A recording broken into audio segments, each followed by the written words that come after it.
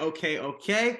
Ladies and gents, guys and gals, queers and heres. This is Yanni Blue and Amir, and welcome to our second installment of Bigger Than Our Dreams, which is our discussion series based around our single Can't Compete, which drops this Friday. Well, by the time this comes out, Can't Compete will be out. So please go stream that.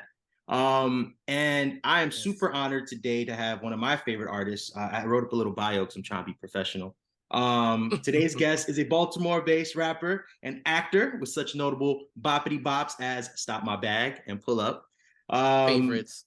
Star of the film Ferb, which is in Sundance, and the YouTube channel Secretary of Shade. It's DDM. Icon. Yes. Literal legend. Oh, thanks, y'all. Welcome. How are you feeling today? I'm feeling great. It is interesting. I might have a little spladazzle with COVID. We get ready to find out. But shit. Miss Mama's is vax, so it's just giving a slight sniff. But somebody, I got one of them little exposure, text messages that the government sends you. And so I gotta find out. But it is what it is. How y'all doing? I'm doing good. I feel that's terrible. Well, at least you're vaccinated, so that's good. But yeah, I'm feeling good. I'm not happy about the COVID things though. I'm ready for her to go. She's gonna be with us for forever. We signed the papers, and she's pretty much a part of life. So I ain't tripping. That bitch ain't going nowhere. She up nowhere. None. She moved in to stay. Yeah. Real quick, so I know because I'm doing my research, I'm trying to be a professional because I know you're a professional. You've interviewed Omarosa and a bunch of people, so I was trying to get my interview on, my research on beforehand, and I found out because I refer to you in my head as legend, icon. You don't actually fuck with those titles too tough. I heard that on the Meatball podcast. Here's the thing. I am thankful that people recognize my body of work. Because that's what it's all about, right? But I feel like there's so much still left to do. And sometimes because the industry that we're in is a very age industry, it's a very beauty-based industry. And sometimes those words, legend and icon and all that, while they're nice, sometimes they're used to put a label on the girls. And I want the girls to very much know that, he is still active, he is still here, and he is still strapped. He is still strapped. Yes. So don't play with me. But no, let them know. Them know. I love that. I love that. We got to come up with a better word for us to share amongst each other when we want to big each other up without digging into these, like especially since words like legend and icon are kind of pop culture's kind of ruined them anyway. Like Ariana Grande is a legend for some people, and I'm like, no, I don't know. So we got to come up with something between us that we could just call each other. Yeah, we need something. Absolutely. I'll marinate on that. Yes. Speaking of legends, though, so we have a really fun icebreaker that we prepared based on a legend. Amir, would you like to lead us in that? Absolutely. So I hear that you are a fan of the iconic, she icon. Diana Ross. Icon. Yes. So So which Diana Ross song best describes your mood today? It's not a Diana song, but it's a Supreme song, but it might as well be a Diana song. Love is like an itching in my heart. I heard that one. School us. It's a Supreme's record. Love is like an itching in my heart, tearing all apart, just an itching in my heart. And baby, I can't scratch it. Keeps me trying. I saw Diana Ross live twice. So man, I'm a huge fan. I have her tatted on me. I actually have Grace Jones and Diana Ross tattooed on me. Yes. That's probably where I'm at right now. It's fall, and I've been single for I want to say 14 years, going on 15. It'll be 15 in 2023. I'm at that place where I'm kind of ready. Yeah. Mm-hmm. For some And season. you out east, so it's giving cuffing weather. Yes. Cuffing it is season. Yes. Very, very much chilly. Next week it'll be in the 20s for the low. So it's like the switch because we were actually in the 70s last week, and then it's like the weather said, "Oh, bitch, it's November. Turn on the heat." Boom, and now it's getting cold. I don't miss none of that. I got the hell up out of New York right on time. You surely did. I was not trying to fuck around, and I was not trying to find out. You was not trying to find out. He was not trying to find out. So right, Johnny, well. what Diana Ross song you feel like today? Look, I am ignorant to the queen. But there was, I think I don't know. There was one that I really liked. It's a ballad. I'm not gonna remember the name now. Touch Me in the Morning. No, Missing You. Is it called Missing You? Oh, I'm missing you. Oh, I'm missing you. Okay, yeah. That one gives me like that's the one for me today. Okay. Oh, Yep. let me find out. Maybe that's all offline discussion. Right. What about you, Amir? You feeling any the Boss, Miss Ross songs today? Today is giving theme to Mahogany. Do you know this is giving that today? Yeah. That just Figuring some gives shit out. That's the energy. yes. Yes. Mahogany poolside. Yes. I love that. I think it's cool. I'm glad that you mentioned Diana Ross because I think we're talking about icons and legends. So many young people know the influence, but don't really know the catalog, know the actual body of work. So it's cool to be an artist that's still active, that makes music that is very accessible and that is very current, but that's one of your references because we know that you are big on fashion and style, and I'm sure that those influences come up there, especially. Oh, big time. Yeah. I love a sequin. I love a feather. You know how to throw it together. I love it. Yes. I love all of that. Let's dive right into it. I know you've been interviewed a million times, but for this pod, we are specifically, we wanted to focus on plus size men, especially men of color, and talk about our shared experiences navigating the entertainment industry. And just the different signals that we get from the world that invalidate our dreams or that force us to shrink our dreams. And I know that you've been rapping for a long time. I know that you came out during a battle rap in 2010 or 2011, was it? Yeah. Okay, so yeah. So a bit of a trailblazer as far as like just kind of getting ahead of the curve of everybody coming out when it was cool. It was authentic for you, it was real. So I want to know for you during your journey, do you remember a time before your dreams were invalidated in that where you felt too big for your dreams? That's always the case. Even though he doesn't, for him it was Tuesday, and I don't want to make him seem like a bad person, but my stepfather, he said something to me, and this was in the very beginning stages when I had just started going to ciphers and things like that. And he said, I was always a heavier guy. I'm like the Luther Vandross of rap, if you ask me. I'd have been up, down, up, down.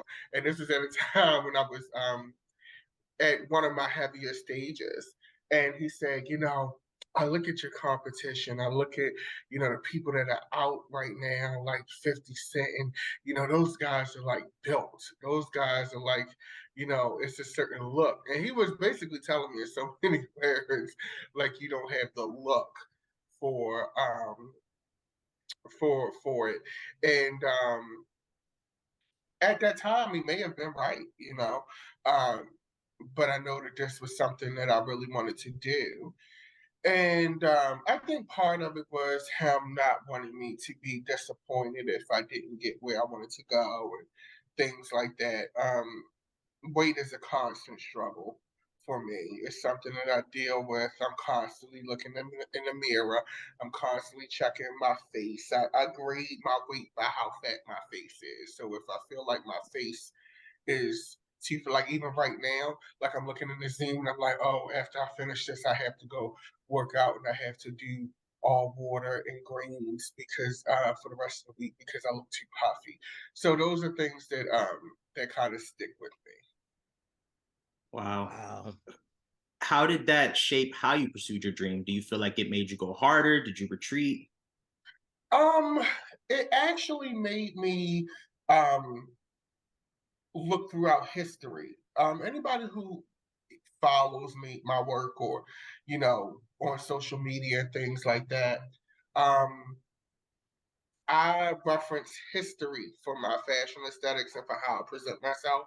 So whether it's pop culture history, whether it's world history, I sit in a lot of museums and things like that. So I use history to reference how to dress, and present myself. I was also a photographer's assistant for about 3 to 4 years. So I got a chance to understand, I think those years were my schooling in how to present myself, the angles, what worked Yeah. best for me, how to present, certain things. If you're a little fluffy and a little puffy and you don't like that, you may want to go with a beauty shot for this particular project, things like that. So, if anything, it made me more inventive, and it made me dive deeper into how I would present myself to the world.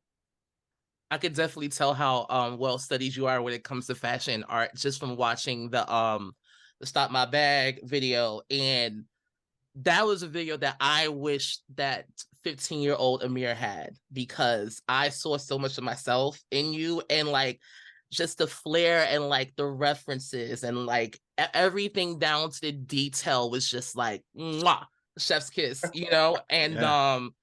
it just made me want to step my motherfucking cookies up. Yeah. Thank you.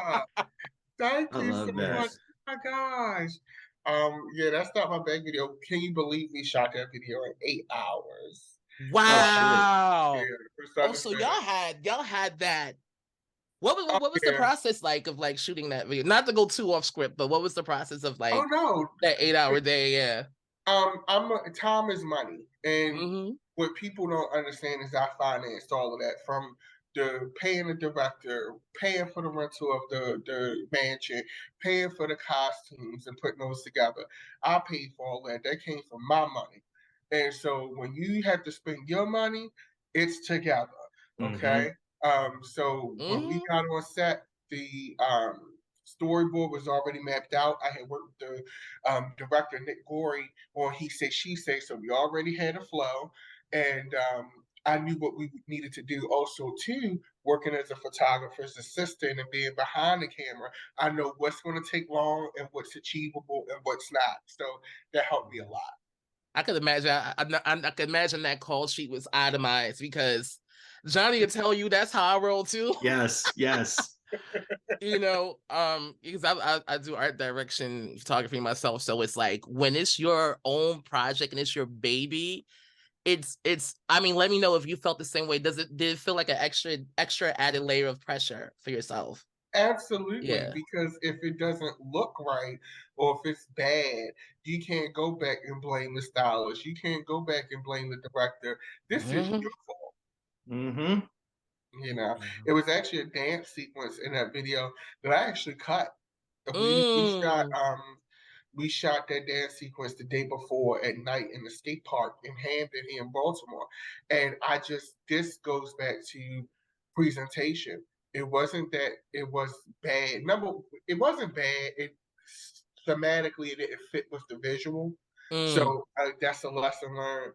But more importantly, I didn't like the way that I looked. And when you don't like the way that you look, um, I wasn't as confident in that look as I was in the others. And I just refused to show that to the world. That's fair. I You know know, what that feels I like. right. I was gonna say Yeah. I admire both of you in that way so much, because what attracted me to both of your work separately was the fact that, and now I'm realizing you both come like from photography background, so it makes sense. You guys understand how you want to look. And Amir's work, I initially met him as Tarik Carroll, which is his photography, and he just photographed big bodies in such a beautiful way and photographed himself in such a beautiful way. And I was like, I'd want him to shoot me. Same thing when I first saw your work and heard your music. I was like, when I went to see you perform at Precinct this year, I was like, damn, I never thought about getting on stage, but seeing you getting up there and not shrinking in your body and just being present and just fucking commanding that stage, I was like, oh, these motherfuckers know. Like you know your space. It's just like because for me, my experience was I kind of shrunk. So to see men who kind of understand the space they take up and own it is so inspiring. So kudos to both of y'all for that. Thank Thank you. you. Yes. So on the topic of pulling looks. You said you're a big history buff and everything. During that period of trying to figure out, just trying, I guess, reclaim yourself or figure out who you are, who were some of the heroes that stood out to you?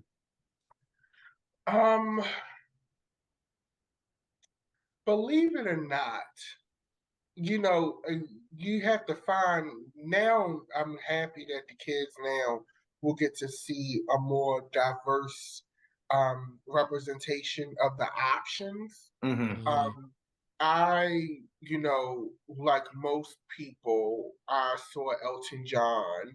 I saw, Yes. of course, Freddie Mercury, but those aren't real, you know, I like Sylvester, but I didn't model my career after Sylvester because even though Sylvester is truly um, one of the alphas of what we do, I didn't quite see myself in Sylvester, which is going to sound very crazy being a black man in this country, but I just didn't. I That's saw fair. myself in Elton primarily because Elton was not the best looking man, Right. which made him have to figure out how that was going to work for him. Right. When I look at, David Bowie is, some will call him beautiful. I think he's a beautiful person, but he's not classically beautiful. So I Right. always looked at people like that. And once again, I always looked at historical figures. Um, so a lot of, um, as far as how the dressing is done, comes from like people like Marcus Garvey. It comes from Yes. ancient Kemet.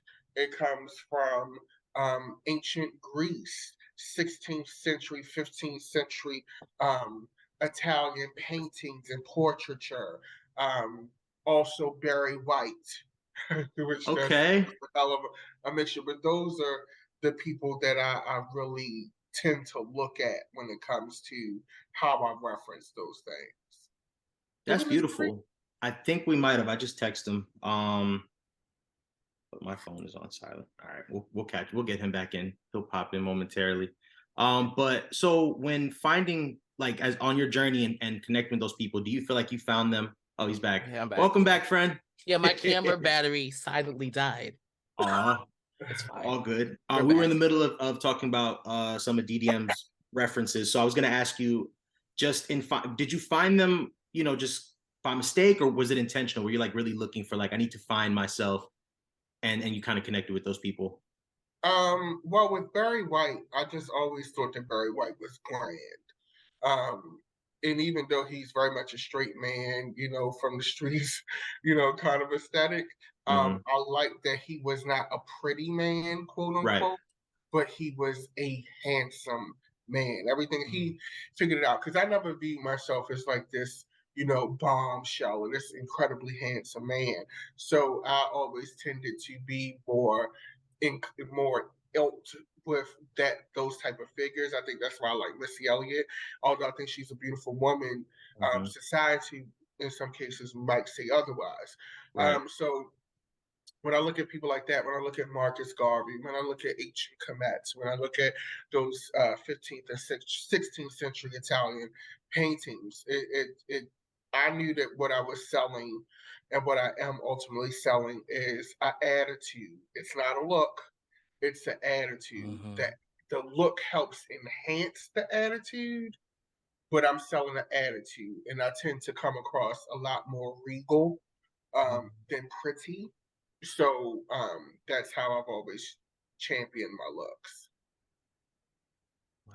I love that because you're basically talking about pushing back against mainstream aesthetics. And it's something that I know Amir is really passionate about and has educated me on even more during our collaborations, just how some things, it's not enough just to have like a body positive movement. It's like, no, show real shape, show real real shit. faces, show Like, real men, like not just conventionally attractive ones. So I love that. And even the term of body positivity has been so co-opted by, by the whites. So in corporate America. And for me, I had to pivot, and I more so identify as like a fat liberation activist, because you can't take body positivity to the government and try to affect like change and how like fat people are treated, from how we're treated, you know, by our doctors, you know, like I'm sure we've all been through shit where people will just, the doctor will just look at you and assume that you have shit just based off of your appearance without even really fully checking your records, you know, or they might miss something that's there because they're just worried on based on your appearance, you know, what they see healthy looks like, you know. And when we get down to the reality, not to go too far off the grid, but how that body mass index was studied only on, you know, white men, you know. And that's a whole nother topic we could go deep into, but not today. But all this shit is fucked up. And body positivity has been so commodified now, where like I feel in the space that we're all in is more so rooted in fat liberation, because we're actually trying to change. It's not about acceptance. It's like, bitch, we're here.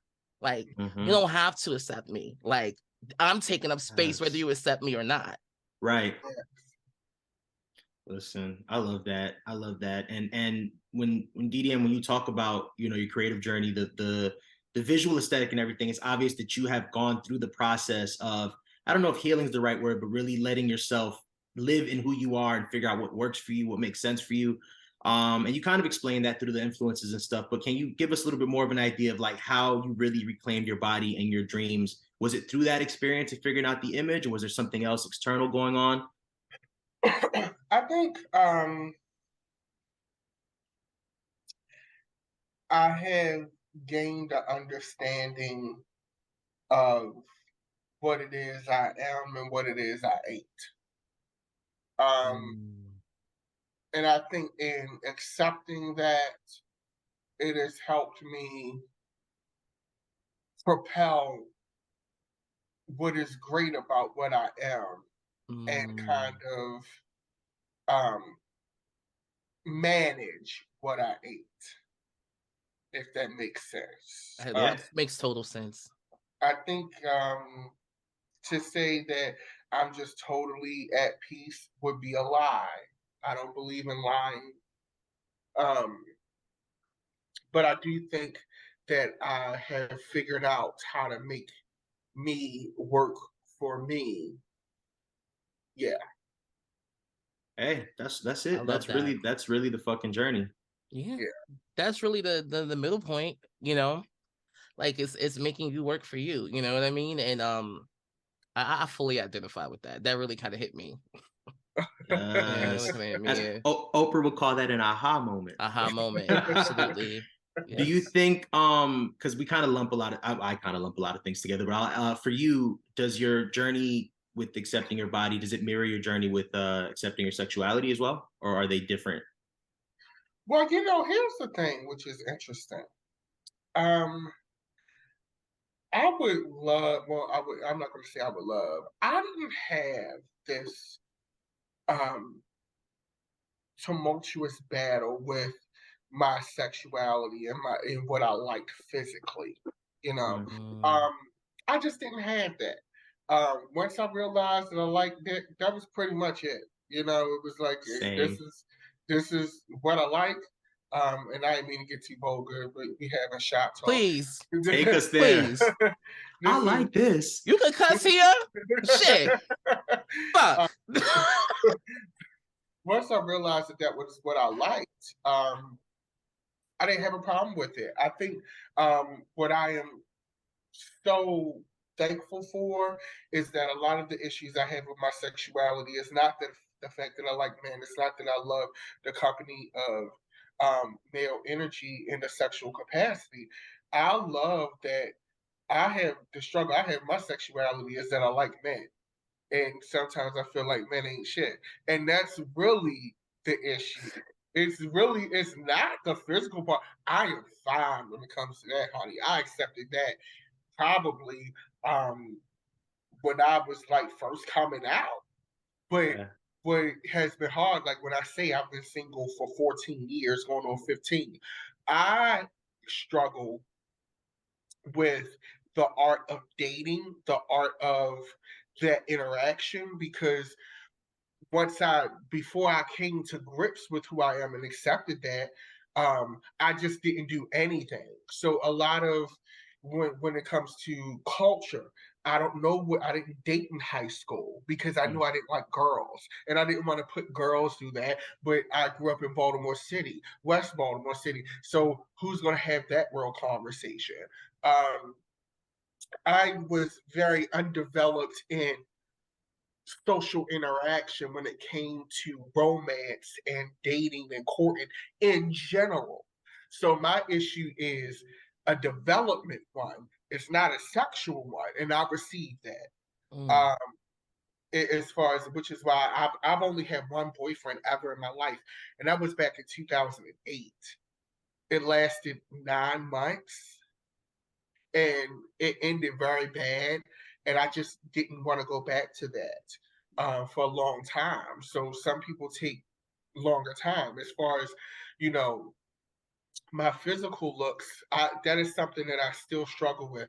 I am very appreciative when a person does find me attractive or does find me handsome, but the double-edged sword to being so cultured and so knowledgeable of fashion and beauty standards is that you're knowledgeable of fashion and beauty standards. And I know that I do not fit even within the microcosm of gay culture. I am not the person you're going to pick for the commercial. I am not the person that you're going to pick for the little ads on Jacked and Growler. I'm not that person. Um, and that is the real struggle of having to figure out where you fit in this world. Mm. Woo! Right. I think it's so deep. I'm sorry, y'all. No, We love you for that's this. everything. Yeah. Right. I'm like I feel hot. What does Beyonce say? I feel hot. No, I received that in such a big way. I mean, that's literally the whole reason why we started this series and this conversation, because Tarik and Amir and I met the same way you and I met, doing a remix. And he's an incredible photographer, is how I met him. Found out he was an incredible producer, found out he was an incredible rapper, and I had to pull all of this stuff out of him because he kept kind of giving me little like, oh, I just do. And when I found out just how much we had in common, how well we collaborated, we started on this journey of making this project and realizing that we had a lot of the same shared experience of just kind of feeling small, feeling like, let me shift myself behind the scenes. And there's so much layers to that as men. We have to maneuver a certain way as Black men, as queer men, as plus size men. It's like there's so many layers to the point where it's just like, by the time you get under all of that shit, you're like, there's a lot wrong down here. How do I even start to fix this? There's a lot. And to circle back to what you said, DDM, about understanding aesthetics when it comes to like fashion, and for me being a fashion photographer for 13 years, it's like I was a part of the system. So I know all of that shit. So never in my wildest dreams that I think I could be out here, be a rapper, be seen visually, as desirable for the longest time. It took me a while to get to that point where I could see myself as desirable. And that's still very much a struggle for me as well. So what are some ways where you feel, what are some ways that you kind of push against the grain and push against these standards and like stand out and take up space? Because like even in these algorithms, you know what I mean? You see what gets highlighted in the algorithms. But I'm also going to circle back that some of us could be a part of the problem too, because we need to really make an effort to like other plus creators so they can show up on the explore page. That's another discussion. But what are some ways that you stand out? Or what are some efforts that you take to stand out against all this shit? Well, it's interesting because I'm working on a project now. It's a film project, film and TV project. And my biggest thing is I like to put people like myself in all American classic situations. When I look at how Black people have changed as far as how the view of Black people in media as far as television or film change, when I look at shows like The Cosby Show, when I look at shows like A Different World, when I look at shows like Family Matters, Living Single. Those are all American classic high concept shows. Mm-hmm. And I feel like putting someone like me or someone like yourself in those situations Mm-hmm. forces America to see those types of people. Mm-hmm. Um, Mm-hmm. because it's like, oh, there's this fat black man and he has a child and a husband and they live in a nice house. And, oh, the dishwasher's gone up. What are we going to do on the next episode? Like, those are the things that um, I think are truly rebellious. Absolutely. Yes. Though Absolutely. there was a time where, and I love high fashion, high art. Um, but I think also high fashion, high art can be a place that is used to subjugate and to hide people like me, because that is a place where, oh, it's high fashion, it's high art. It's expected, but it's not expected and it's acceptable. We can hide that here. Um, you could see a plus size DDM in a Vogue Italia, avant garde back of the magazine spread. Can you see him on the cover of All American Vogue home issue? Right. Yeah. Yeah. Yep. Yeah.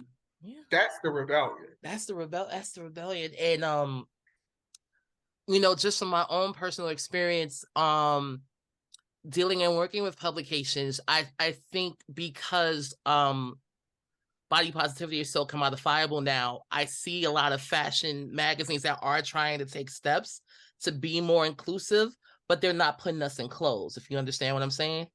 And that's some pure bullshit. They love to have us out here naked, showing the and that's beautiful. Like, it is beautiful, but like, we're more than just that. Give us clothes. Yeah. And give us a team that give us a team that looks like us, that know how to shoot us, that know how to style us, that know the struggle. Because the issues behind the scenes too. I can't tell you how many times, like, one thing I do appreciate about my experience is I learned how to do everybody's job. I learned how to do the photographer's job. I learned how to do the stylist job. I learned how to do the makeup artist job. I learned how to do the hairstylist job. I learned how to do the graphic designer's job. Because if I didn't, I would not be a true reflection of who I am. Case in point, we look at that Stop My Bag video. Had I asked a stylist who is used to dressing most of the Hollywood standard sizes, I would have gotten none of what I got. I had to figure it out, like that hair dress with the 16th century Viking collar. That is a Cousin It costume that I sliced the arms off of. Kind of brushed out and did it like that. I got that for that look cost total, I want to say $70. Wow. That's what you have to do, though. Yeah. That's the reality of it, because innovation, because the reality is, like, as much as a lot of us been championing for change, like, there hasn't been as much change as people think it is. You know what I mean? Like, a lot of these brands, they'll think, body positivity is like throwing in a racially ambiguous guy with a hairy chest who's a 2X and have him, who's bearded, and have him be the head of a campaign. You know what I mean? Like, we're being inclusive, where the reality is, like, I could barely go and buy shit. So it kind of forces you to be more creative, which even takes back to Missy Elliott. I'm sure she had to make some of those outfits, or she got people to make them, because it's not as accessible for us.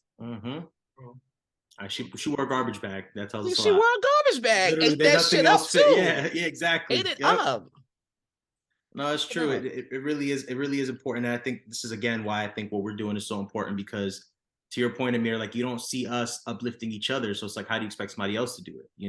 And I can speaking from a place of privilege, having more access to the industry, or having maneuvered it, being more cis passing and being more conventional in my career. I got to a certain point and I still felt alone because I looked around and nobody looked like me, nobody understood me. So it has been really important for me to take a step back and be like, you know what, I can only thrive if I have a community that's thriving with me. And I uplift people. And again, meeting both of you has been a product of that. Hopefully these conversations will be an extra extension just to highlight what we go through, our journey to create more kindness and to create more community. Because I think that we are all fire creatives. And Amir said this on our last discussion, just talking about because of our adversity, we have to be 10 times better. And we are. Like, I think DDM is one of the best lyricists. Absolutely. Heard. Your ear for production, your ear for styling, incredible. Amir, same. So to be in fellowship with y'all is huge for me. So I'm very honored. Thank you.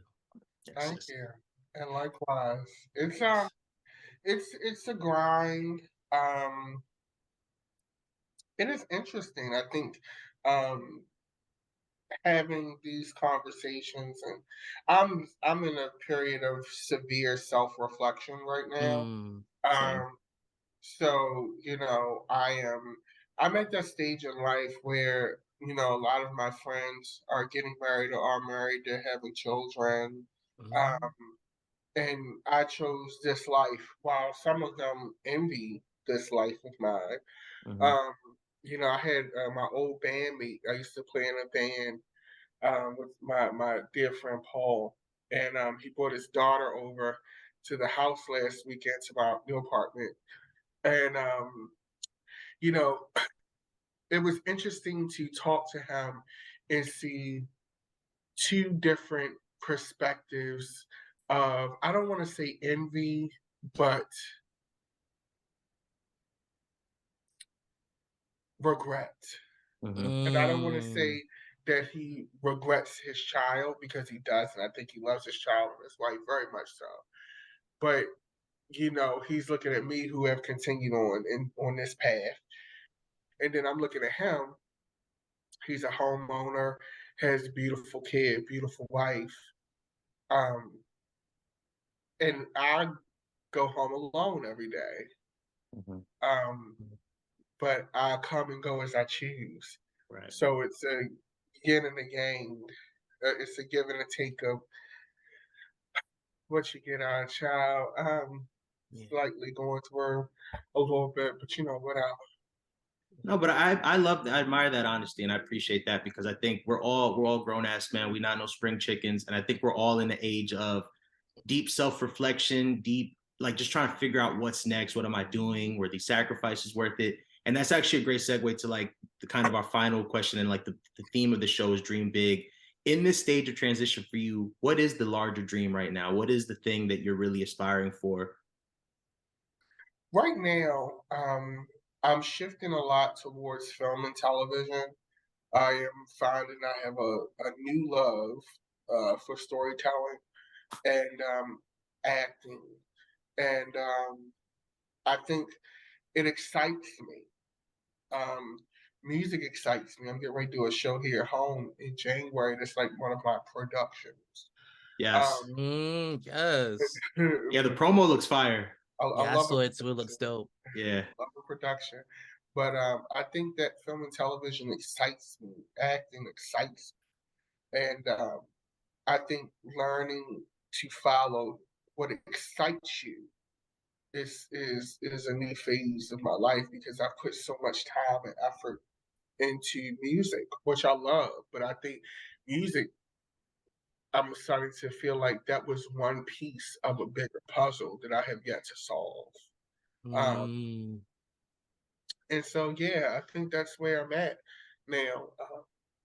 Very much looking forward to that next phase of my life, and it's actually going really well. So maybe this is the thing, but time will tell. Yes. I love that. So we've got the film and TV projects coming up. We've got the show in January. Anything else you want to plug? You want to let people know about? Hey, just follow me online at Dapper Damitis everywhere, and you can just I'll keep you updated. I ain't gonna make no promises. The only thing we can do is live our life. That's true. That's so true. Yes. Amir, any closing thoughts for us? trying to think if there's any closing thoughts I have. Let's continue to do what we're doing. Let's continue to take up space. Let's continue to have these conversations. Let's continue to shake the table. And let's continue to push back and challenge the norm. And let's continue to be as present as possible within ourselves. Yes, and let's all do a song together soon. Oh, that's happening. That's happening. That's happening. That needs to happen ASAP. Yes. I'm so happy. I'm so happy. I'm glad that we all got to connect today. And DDM, thank you for being so raw and vulnerable. And the biggest thing I'm taking away from what you said is that part of the act of rebellion really being us showcasing ourselves in those spaces. Because you look at what made Insecure work and what makes Abbott Elementary work, and we're in this phase of people really wanting to see real, authentic stories. And we got some real ass stories and experiences. So let's encourage each other to share them. Let's uplift each other, and let's keep talking. Yeah, absolutely.